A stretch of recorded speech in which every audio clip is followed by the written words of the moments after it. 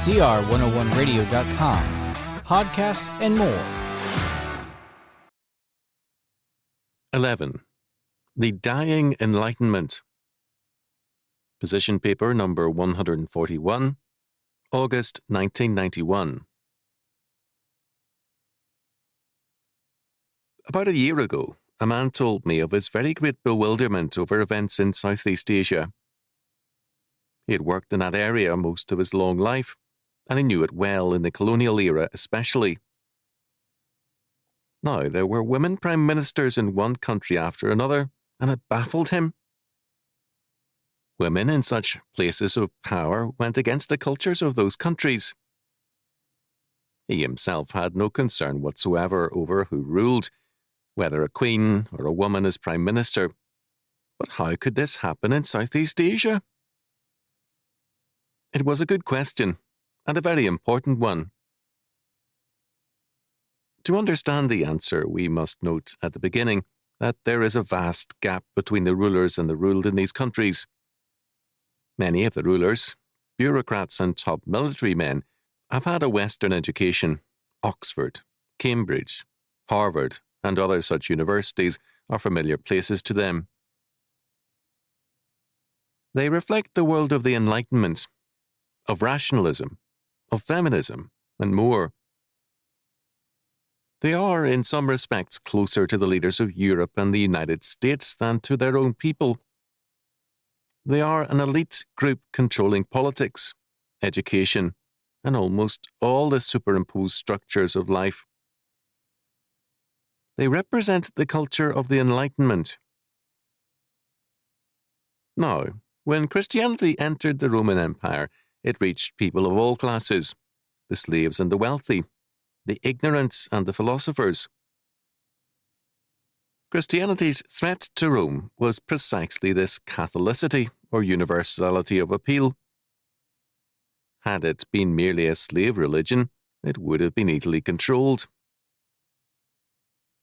Charles Norris Cochrane, in Christianity and Classical Culture, shows how Christian philosophers challenged and defeated their pagan counterparts. The same was not true of the Enlightenment. It was self-consciously an elite movement. Various scholars, notably Louis V. Breadfold in The Brave New World of the Enlightenment, 1961, have documented its nature and beliefs. The three great expressions of Enlightenment philosophy have been the French Revolution, Hegel and Darwin and the mythology of evolution, and the Russian Revolution and its worldwide impact. First, Enlightenment philosophy rejected history in the past in favour of reason. The past, especially religion, must be wiped out. Whether in politics or in education, a studied ruthlessness was insisted on. The French Revolution decreed a new calendar and a new year one. Christ's birth was to be replaced by the birth of the Revolution. Second, institutions and customs inherited from the past had to give way to reason and science. Wisdom now rested with the Enlightenment elite. Religion, marriage, and the family had to be supplanted by the state. The state was seen as man's vehicle of salvation. Third, the Christian doctrine of man as a sinner was dropped. Man's nature was neutral, if not good. Education can remake man into a true man, and it can perfect society, it was held. This meant status intervention into every field. It also meant that Christianity is the great enemy, although all religions are treated with disdain. Fourth, the rule of society must be in the hands of the enlightened ones, the elite. These are the new philosopher kings, scientists, educators, politicians, and bureaucrats. As a result, power in most states has quietly been shifted to a non-elected elite created by the state to govern men and to rule them by regulations rather than by law. Fifth, basic to this faith is that man and society must be humanistic, not Christian. Step by step, education has been made a humanistic establishment of religion and anti-Christian. Sixth, science must replace religion as the source of judgment and authority. Religious meaning is replaced by scientific methodology. Truth gives way to pragmatism. Seventh, biblical view of sin and punishment are replaced with psychotherapy. The cure of souls becomes a scientific rather than a religious concern. Eighth, conscription came in with the French Revolution. The professional army is replaced with a state-created army and a hold on all youth. Ninth, foreign policy is given priority over domestic or internal affairs because a one-world order is the goal. Hitler spoke of a new world order. So too do Gorbachev and George Bush. The goal of politics has a world scope, not a local one. 10th, the new God is man, or humanity, and the goal is to be truly human, which means to be stripped of all religions and moral standards and faith. 11th, the world's economic problem is seen as one of distribution, not production. 12th, power is centralized in the state.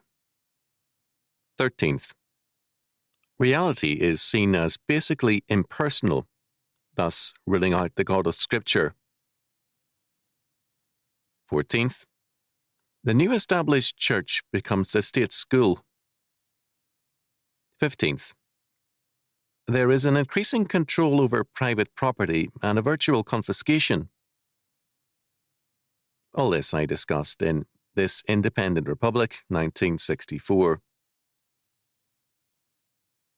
In 1887, a German professor of law, Rudolf Sohm, in his Outlines of Church History, gave a brief summary of the meaning of the Enlightenment. He used the older name, the Illumination. The goal of the Illumination was this: a natural law, a natural state, and a natural religion shone as the great ideals of the intellectual horizon and carried away the world of the 18th century in a movement of passionate endeavour. These battles prepared the way for the rise of modern humanity. Page 195. According to Sohm, the great practical result of the Illumination were the destruction of the Jesuit order, the foundation of the omnipotent authority of the state, and the idea of toleration. Page 197. This Enlightenment idea of toleration applied to religion because it was believed to be not worth fighting about. Intolerance was transferred to politics. It has meant the reign of terror, slave labour camps, and an increasing media attack on all who have no use for the world of the Enlightenment. The United States has a curious part in all of this. It is a nation of immigrants. In my hometown, in only a very small number of homes was English the native tongue. Most spoke Swedish, some Danish, Portuguese, Armenian, and Italian. Whether they came here with college and university education, as my parents did, or without it, the Enlightenment world was foreign to them, as it is to most of the peoples of Southeast Asia. The Enlightenment rules on the top, especially in politics, education, and the sciences. And a people, bewildered and restless, exist all around them. They resent the direction of things. It is no wonder that in the United States, close to 40% of all children are in Christian or homeschools. This is a major revolution against the world of the Enlightenment, and it will not go away. In some countries, as in Mexico, The gap between the Enlightenment leaders and the resentful people is a growing and potentially explosive one.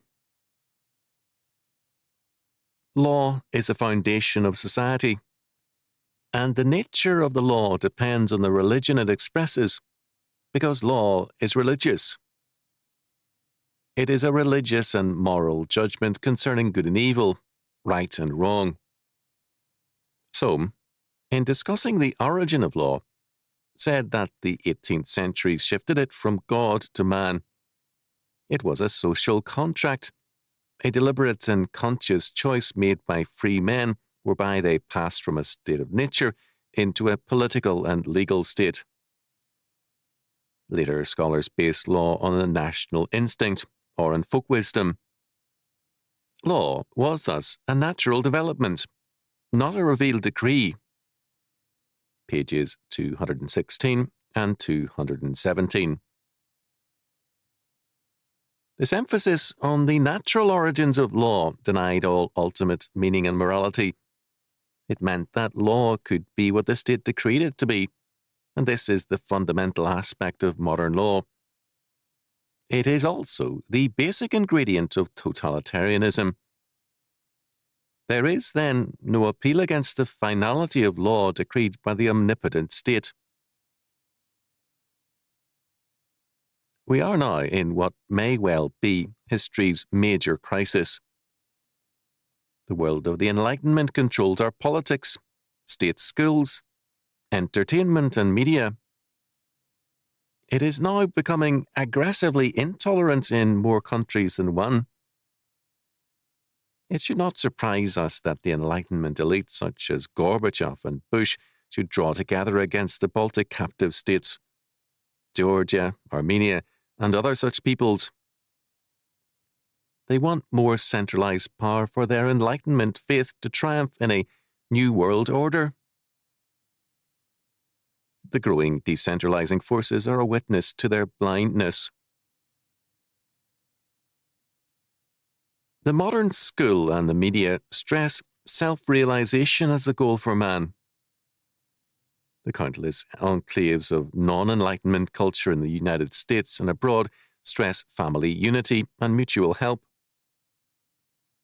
In the United States, church and family are still, in spite of all status assaults, the greatest welfare agencies caring for their own. The church and the family are recapturing education from the state. Two differing cultures are clearly at war. The state commands vast powers today, but, like dying Rome, it is increasingly at war with its own people. The world of the Enlightenment is dying, bitterly, painfully, and vengefully, but it is dying all the same. Except the Lord build a house, they labour in vain that build it. Except the Lord keep the city, the watchman waketh but in vain. Psalm 127, verse 1.